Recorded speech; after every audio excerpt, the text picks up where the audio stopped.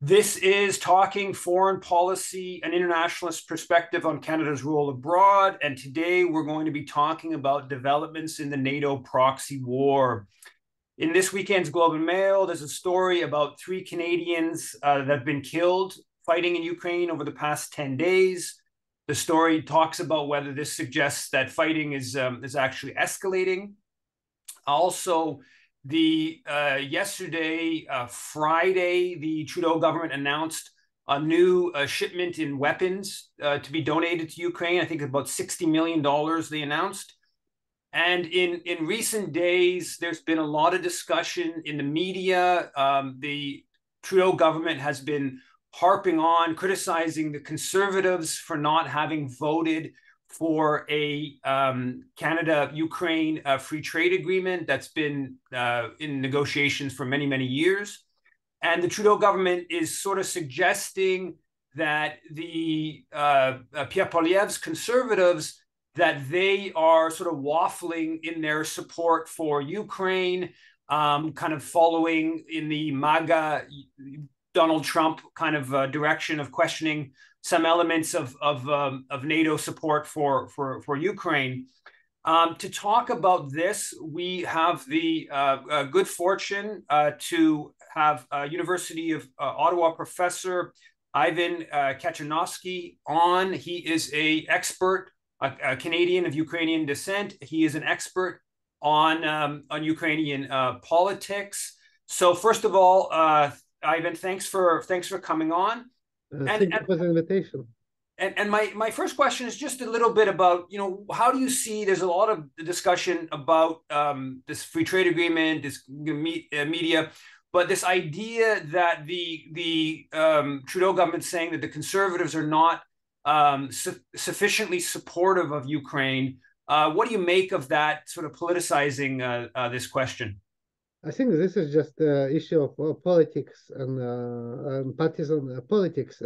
As far as I know, and I'm not expert in the issue of Canadian politics, but as far as I know, traditionally Ukrainian diaspora in Canada tended to support conservatives because they were based in provinces like Alberta, which is traditionally a kind of more conservative province, and so on. And this is, I think, again, I don't think that this is kind of basically a shift in Canadian politics. And if there would be a new conservative-led government or conservative government, I think they would likely to continue the same policy, maybe with some changes, like with difference between Republicans and Democrats on this issue, kind of is becoming significant in the United States. But I think in Canada it would be less significant because of very important vote from Ukrainian diaspora, which has much more bigger implication and much bigger impact on Canadian politics. Yeah, that's my sense as well. One of the things I find interesting in all the framing of the Liberals criticizing the Conservatives on that is that they're saying that they're not supporting Ukraine. Now, there was a Zelensky's advisor, the person who headed up the Ukrainian delegation in the first weeks of the war, where Ukraine and Russia had talks. And he came out publicly and made some pretty, he really confirmed what a lot of people have been saying about those negotiations, that they centered around Russia's demand for neutrality, i.e. that Ukraine wouldn't join NATO. And he also alluded to the fact that Boris Johnson, the British Prime Minister, scuttled those negotiations. So this whole idea of Canada supporting Ukraine, I think sometimes that's a very politicized definition of supporting. You can make a good case that supporting those peace negotiations back in March of 2022 may have saved tens of thousands of lives. But can you just explain a bit of what was said, who this individual is, and the sort of broader political implications? Yes, I think if I can comment briefly also on the issue which you raised about supporting Ukraine. Before the Russian invasion of Ukraine in February of 2022, I gave an interview to CTV, a major Canadian television channel, in which I discussed this real possibility of the war and Canadian policy, what Canada should do And the question was asked to me how Canada can support Ukraine, and the issue was, again, the only issue which was discussed then and which is now discussed as well without any changes. It was if Canada should supply weapons to Ukraine and how much weapons Canada should supply to Ukraine. And I responded that I think that real support for Ukraine would be in the form of supporting, preventing such a war. And if the war already started, I think the real kind of support, not only from Canada, but also from other countries and from politicians and from people who say that they support Ukraine and interested in Ukraine, would be just to kind of to have peaceful resolution of this conflict. And this is, I think, a very important revelation, which was, or confirmation, which was made publicly by the close advisor, close person, a politician and government official who is very close to Zelenskyy and a member of his inner circle. And his name is David Arakhamia. He's originally from Georgia, Republic of Georgia, and he kind of he became, I think he was DJ in the United States briefly or something before he went into politics and became elected after Zelenskyy became president of Ukraine. So David Arakhamia said in his interview to Ukrainian television, a very popular television channel, which was owned by Kolomoisky, and in which Zelenskyy used to get his kind of public television shows, comedy shows, and later this very famous film. So this politician who now became head of parliament, head of Zelenskyy party faction in the Ukrainian parliament, and also who was the head of the Ukrainian delegation during the peace talks between Russia and Ukraine in Belarus and then in Turkey. So he's, I think, a very important person, very close to Zelenskyy, and he was the one who was leading these peace talks. So he's a person who knows everything what happened there. And he said publicly what I think very important public acknowledgement, which was shocking to many Ukrainians. He said that basically there was a possibility to end this war again, in spring of 2022, if Ukraine, or Zelenskyy in this case, were to agree for Ukraine to become a neutral country, basically not joining NATO. And he said this was main demand from, or key demand from Russia, from a Russian delegation during this peace talks. And he said that Russia also demanded other conditions were making Russian language, again, status about Russian language, and they mentioned so-called denazification in Ukraine. But he said the main issue was NATO membership of Ukraine and or neutrality of Ukraine.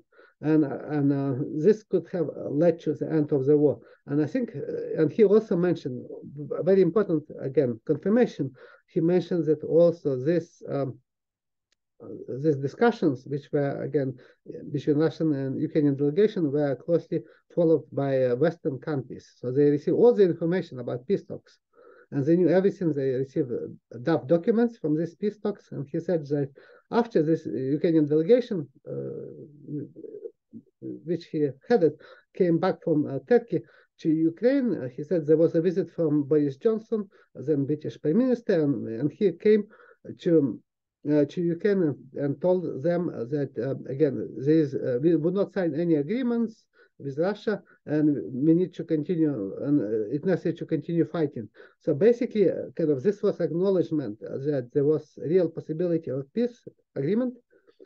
Again, about 1 month after the start of the Russian invasion of Ukraine, which could have ended this war and prevented a lot of casualties, again, tens of thousands of Ukrainian military casualties, many civilian casualties. I think now about 10,000 confirmed casualties in the Ukraine war, civilian casualties confirmed by the United Nations.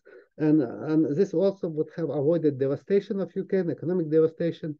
And now I think this would mean also that, and he acknowledged this also publicly, he acknowledged that Ukraine now not in position to again start negotiations with Russia or to resume negotiations with Russia, because positions of Ukraine is now much worse than it was before. So it's, and this is again just a recognition of the fail. Basically, this is quite unbelievable, because this is recognition, public admission of the major failure major folly on behalf of Zelenskyy, but also on behalf of Western countries, because he also said that the Western countries said that they would not kind of accept or they would not sign any security guarantees for Ukraine if Ukraine were to agree for neutrality and not joining NATO. And so this is quite, I think, very significant confirmation. But this information was already publicly known. It was published in Ukrainian media in May of 2022, and I was I think I was the first who posted this on Twitter in English, kind of in English language translation of this article, which I did from Ukrainian, and this again became viral. And afterwards, there was confirmation from Israeli Prime Minister, but also confirmation from German leader of Germany, but also Putin said the same, and former senior officials in the U.S. administration also said the same, according to article by Fiona Hill in Foreign Affairs magazine. And in addition to this, confirmation, basically, or admission, public admission by head of this delegation at peace talks on behalf of Ukraine, actually that this peace deal was basically kind of blocked by or delayed or kind of stopped by Boris Johnson, also confirms that that Ukraine is basically a proxy state, kind of or a client state of the United States and the United Kingdom, because Boris Johnson was not only giving his own message, he was basically speaking on behalf of entire West, which means basically United States-led message to Zelenskyy, and that this again kind of this decision, which is, I think, has catastrophic consequences to Ukraine and very negative consequences to Ukraine and Ukrainians, was made without any kind of public discussion. There was no, and there were public denials that this actually even happened for a very long time. Only now they admit this publicly. Even so, there was such confirmation. And again, and mainstream media almost never reported this in the West. There were no major news media which reported this revelation, including latest confirmation by him, again, the head of Ukrainian delegation, who is now also head of the parliamentary faction of Zelenskyy party in the Ukrainian parliament. But in addition to this, I think also very important, he also suggested in this interview, apparently he said that, again, based on his content of his message, that he said that he actually claims that this was a successful decision on behalf of him and his negotiation team, because they made basically Russians to leave, that Russians went basically, and this I think actually refers to the fact of a Russian withdrawal of the military forces from the Kiev area. And this is, I think, would also confirm basically statement by Putin, who said that there was negotiation. During the negotiations, there was agreement, basically a provisional agreement to kind of about framework of this peace deal, and as a part of this agreement, Russian forces withdrew from Kiev. And I think this is, I think, major implication, because in the media and by a lot of this military, even military experts and so on, by politicians in Ukraine, in the West, this was presented or misrepresented as a kind of as a result of military defeat of Russian forces near Kiev.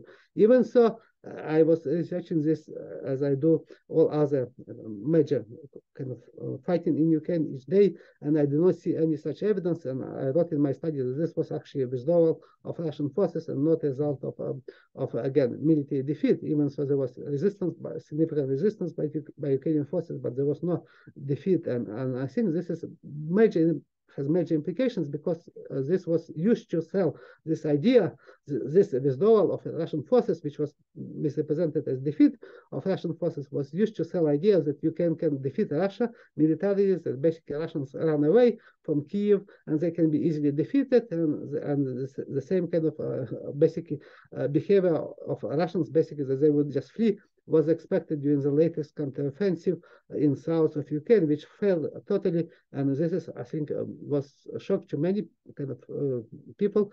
But again, it was not surprising if you look into actually what happened before in the case of specifically in case of Kiev, because there was no real possibility of Ukraine defeating Russia, because Russia had a very significant military advantage. And I think now this is a very kind of tough position for Ukraine, because now Russia has no incentive to negotiate with Ukraine, and if Russia would accept any negotiations. I think now conditions for Ukraine would be much more difficult to accept, which would mean loss of territory of Ukraine, including regions which are annexed by Russia. I think now this is a very tough situation, and public admission by this politician, a very senior government official in Ukraine, actually is a sign of such basically such acknowledgement of this, even so he again presented this as a victory for Ukraine, which is quite significant in terms of how this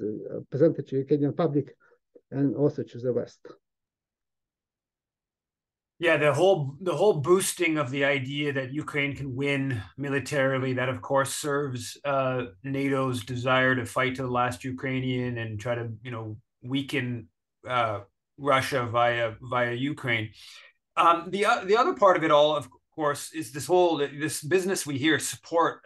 You mentioned it, talked about it, but also the sort of respecting of sovereignty, right? So Boris Johnson can come in and we're not and dictate to Ukrainian officials what agreement to have with Russia, and as you put it, that Ukraine is very much a client state of the West, particularly Washington.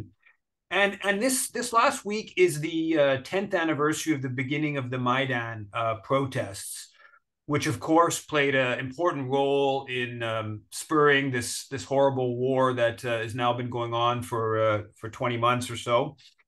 And you've done some of the most important work in kind of piecing together what happened, particularly at the latter days of the Maidan protests and the killings. Can you sort of give us a bit of a summary of some of your work in general, but also specifically the results of the court case that have come out in recent weeks? Yes, I think this is also a very crucial moment in Ukraine because of 10th anniversary of Maidan. Is important not only to understand this very important conflict and massacre which took place in Ukraine 10 years ago, but also because this had effect in terms of launching such conflict between Ukraine and Russia, and conflict between Russia and the West, and also conflict within Ukraine, which was divided regionally, and there was significant separatism in Donbass and Crimea. So this massacre and this Maidan basically becoming violent and leading to overthrow of relatively Russian government, launched this kind of spiral of conflict, which escalated finally into the Russian invasion of Ukraine, but also there was a civil war in Donbass, Russian military interventions in Donbass, annexation of Crimea by Russia, which is again pro-Russian region, pro-separatist region, another pro-separatist region, and also kind of led to conflict between the Russia and the West in the form of now proxy war, which is between the West and Russia in Ukraine, and Ukraine is used as kind of as a proxy to fight such a war on behalf of the West, in addition to kind of fighting Russian invasion of Ukraine. I think this is also very important to understand. And I published recently, in the last few months, I published 2 peer-reviewed journal articles on the Maidan massacre, which is presented my research, which I again did for 10 years about the Maidan and Maidan massacre. And I also have a book about Maidan massacre accepted for publication by major Western academic press. So it will be published next year based on my research. And in addition to this, there was a revelation, major revelations and major kind of confirmations of research recently from Maidan massacre trial verdicts. So I can say that based on my research, there is overwhelming evidence and beyond any reasonable doubt, it's possible to say, based on videos and testimonies of absolute majority of wounded Maidan protesters, based on several hundred eyewitnesses, based on forensic, ballistic, and medical examinations by government experts, that there was a false flag massacre of the police and Maidan activists by snipers who were located in the Maidan control buildings, specifically Hotel Ukraina, which was controlled by Svoboda, far-right Svoboda party, and they publicly admitted this.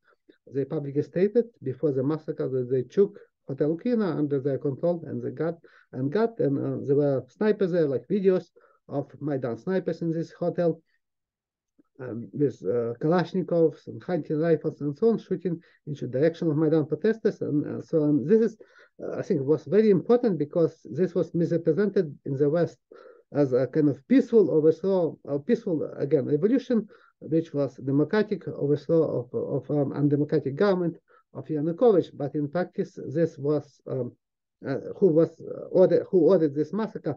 And my studies found no such evidence that there was any order of the massacre, and I found, basically based on my research, that this massacre was specifically organized to kind of implicate and to put the blame on Yanukovych and the government forces in order to overthrow the Ukrainian government, with alliance, basically by alliance of far right and oligarchic parties in Ukraine. And this is what happened. This, as I mentioned, led to overthrow of Yanukovych government, who fled from Ukraine as a result of being blamed for this massacre, but also as a result of assassination attempts against him. And this is, again, which is almost never mentioned by mainstream media, even so there was evidence and trial evidence about this as well. But I think the recent Maidan massacre trial verdict, which was kind of very important because it was based on a trial which took place in Ukraine since 2015. So I think a very long trial, which I follow and research, and I published my peer-reviewed journal article about the revelations from this Maidan massacre trial and investigation in Ukraine. But there were almost no media reports about these revelations, like a total media blackout in the West, which is quite also unbelievable, because this is like trial of the century in Ukraine, because this is the most important massacre which took place because of its significance in terms of what happened afterwards, and government overthrow in Ukraine, in addition to being major crime and human rights violation. And this verdict, which was again announced by the judge publicly, and later made public on official court database website of Ukrainian justice system, actually revealed evidence again and basically confirmed my studies, my academic studies, that many Maidan protesters were killed from the Hotel Ukraina and other Maidan control locations. And the court specifically stated, and jury stated in their verdict, that this Hotel Ukraina was controlled by the Maidan forces. And they stated also that even BBC journalist was shot and deliberately targeted by shooters from the Hotel Ukraina. And they also said that German the 2 rooms which were occupied by German television crews, journalists, during the Maidan massacre in Hotel Ukraina, they were shot at from Maidan controlled territory, specifically conservatory and main post office building, which were controlled by the right sector, far right sector, and a group of snipers who were linked to this far right organization.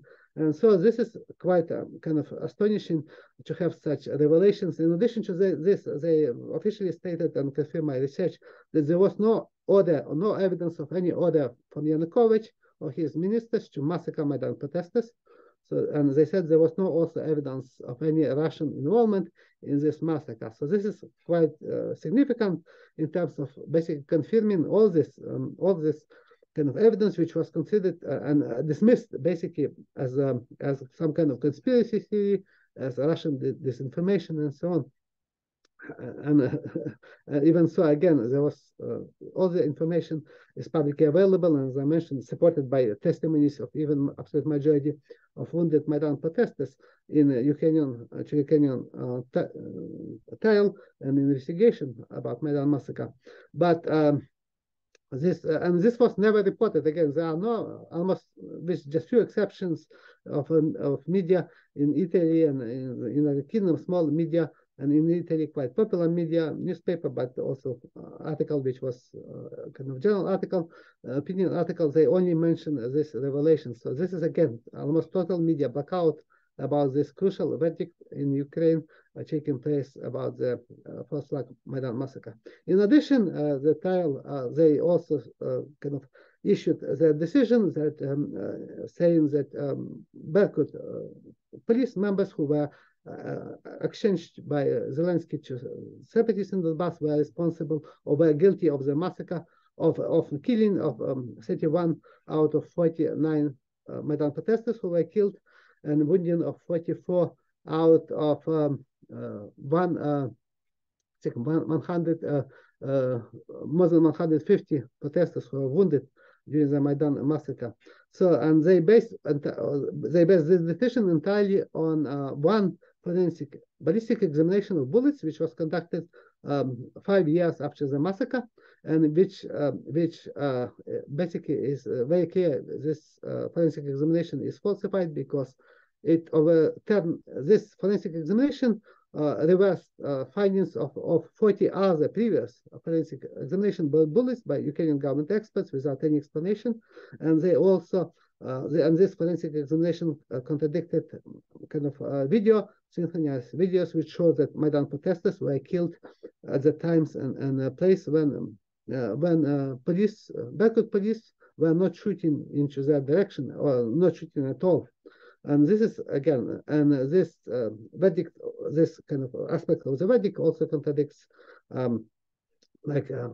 testimonies of absolute majority Maidan protesters who said that they were wounded from Maidan control locations like Hotel Ukraina, or that they witnessed snipers there, and also contradicted by medical forensic examinations showing that the protesters were shot from very steep top to bottom direction and not from the ground area in front of them, which was location of the Berkut police. So this is, I think, and even ballistic experts in Ukraine from the government show that many protesters were killed from locations like Hotel Ukraina and so on. But this is, I think, was political aspect of this decision, because these three Berkut officers, they were exchanged by Zelenskyy to Donbass separatists, and they were convicted in absentia. So, and two other Berkut officers who returned, who were also exchanged but returned to Ukraine, were basically acquitted on charges of the killing of Maidan protesters. So in this case, I think this is, again, a confirmation that this aspect is political, but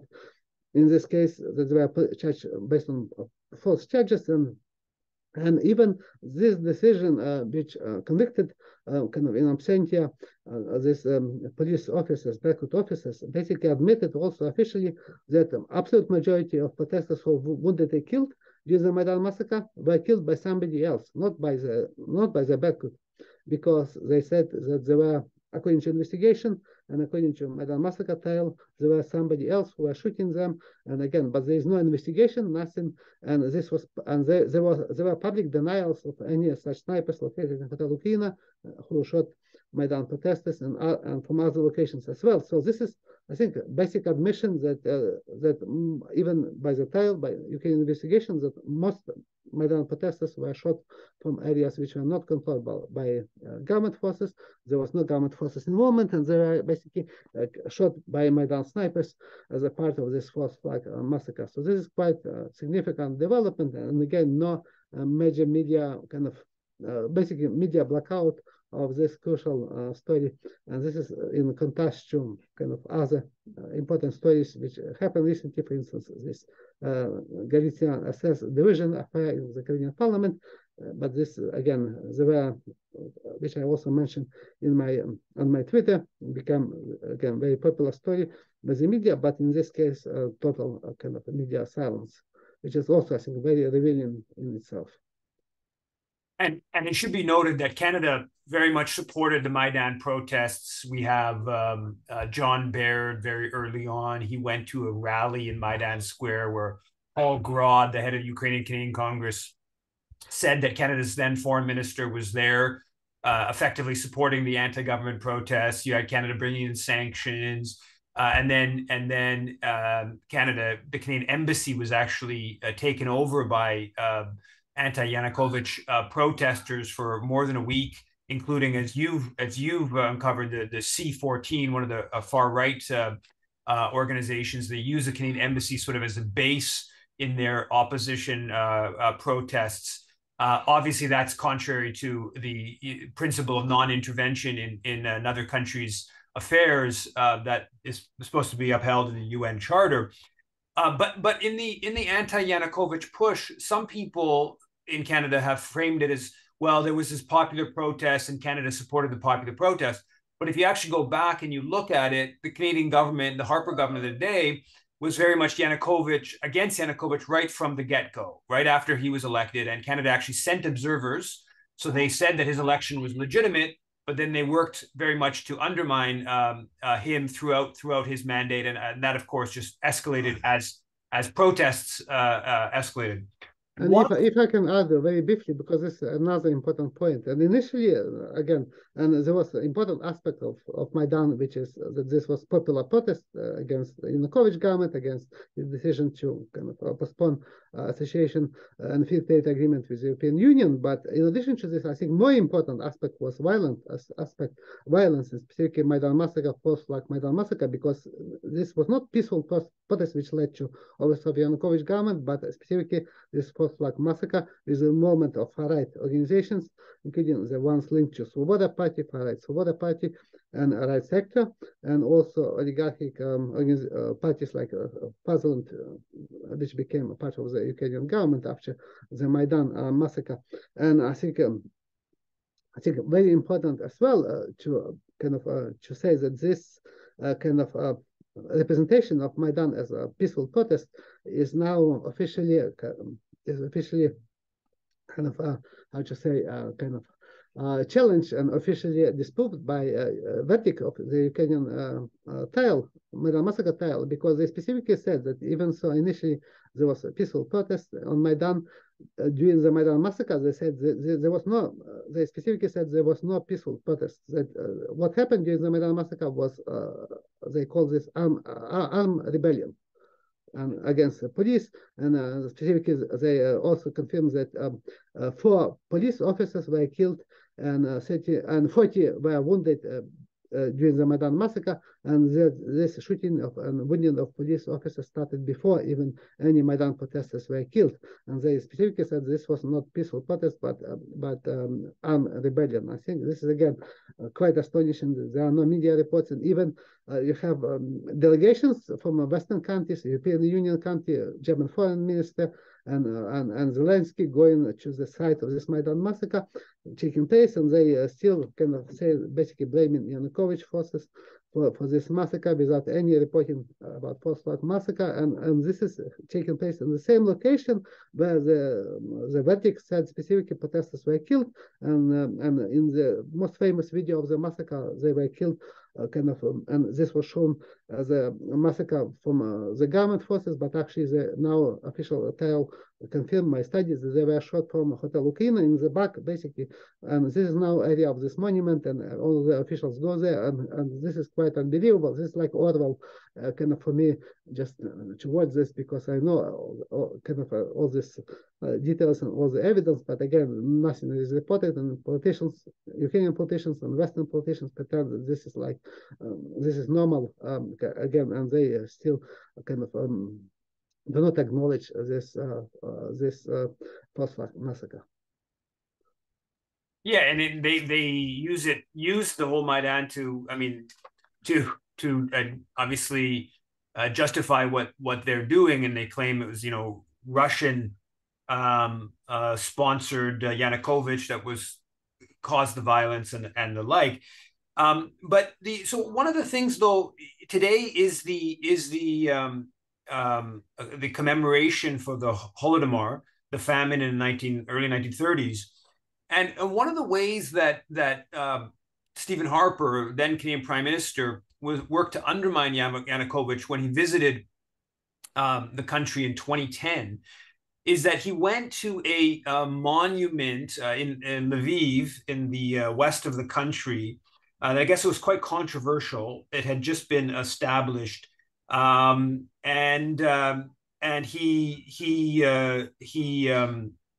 sort of really hyped up. It was a commemoration. The museum, I guess, in some ways commemorates the Holodomor, and he hyped it up. And there was a story that at the time that Lubomir Sukik, a Royal Military College Canada professor, who was part of the delegation, the Canadian delegation to Ukraine that traveled with Harper, who was very critical of Yanukovych. At the time, he wrote that basically that he said Yanukovych is slated for the dustbin of history, while the Honorable Harper can stand proud. And he basically suggested that Stephen Harper was the Ukrainian nationalist, and the elected president of Ukraine was not the Ukrainian nationalist. And it got tied into the whole politics around this famine, which apparently the first commemoration for the famine actually takes place in Canada. It's at the Ukrainian Studies at University of Alberta that set that up, I believe, in the early 1980s. So I just wanted to sort of talk about like the politics of like I think that everyone agrees that there was a famine and it was quite horrible, but the sort of how it's been used sort of politically to basically suggest that that Stalin or the Russian government was trying to wipe out all Ukrainians, or get into sort of like the idea that it was really with the intent of genocide rather than tied to some very repressive Soviet politics. Yeah, so can you just sort of comment on the Holodomor and how you see the sort of the political context of that history? Yes, I think I can comment on this because I research both politics of historical memory in Ukraine, including cases of violence like this artificial famine in Ukraine, and also I research specifically the Stalin's policy towards Ukraine, mass media policy towards Ukraine in the 1930s, and I published peer-reviewed journal article on this topic, and have other articles published and book chapters published about this. So I can say, based on my research, that this is a clear case of mass media, that this was artificial famine. It was not just kind of weather-related famine taking place. This was artificial famine, and this was part of the Stalin's policy against not specifically Ukraine. I think this is often is misrepresented for political purposes, but this was part of Stalin's policy based on class collectivization policy in the Soviet Union, based on class criteria. Basically, according to my research and my article, this can be classified as genocide, but not again just as Ukrainians per se, but as genocide against peasants and rich peasants, specifically kulaks in the Soviet Union, and also like other peasants who were considered to be kind of allies of the kulaks because they resisted forced collectivization. And the famine impacted Ukraine specifically because Ukraine was major agricultural area of the Soviet Union, and according to academic research and different scholars, there is now agreement that there were about 3 million people in Ukraine who died, Ukrainian peasants who died as a result of this artificial famine. But in addition to this, there were also about 2 million people who perished in other areas of the Soviet Union, in particular in Kuban area and in Volga area, and also there was a very significant famine in Kazakhstan 2 years before, also kind of as part of such forced kind of a policy by the Soviet Union. So in this case, I think there is a clear case of politicization of this artificial famine, and but I think this is also kind of important to understand that this was a real issue, but politics of this again is used to kind of also for the current war. And Zelenskyy today, I think, mentioned that specifically stated that Putin, if he would have power, he would basically repeat the same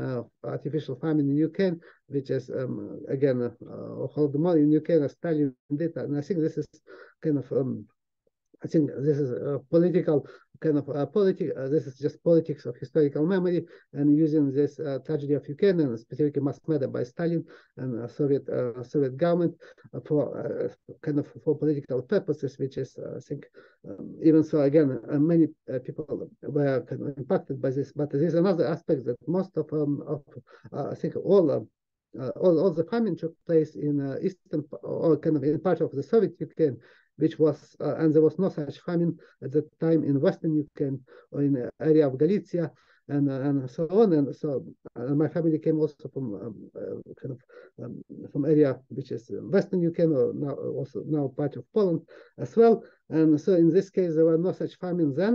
And this is again, and Ukrainians who came to Canada, most of them came from Western Ukraine again, and they and this is again but Canada was very important in researching this issue, but this also issue was heavily politicized because of politics. Even so, again, the famine has impacted Ukrainians mostly living in the eastern part of Ukraine, again, which were most agricultural area. Now there are areas of the most fighting taking place in Ukraine during this war between Russia and Ukraine. So thanks a lot for that. Thanks for that historical context. I think we'll leave it there. Yeah, thanks a lot, Professor Katchanovski, for coming on to talking foreign policy. Yes, thank you.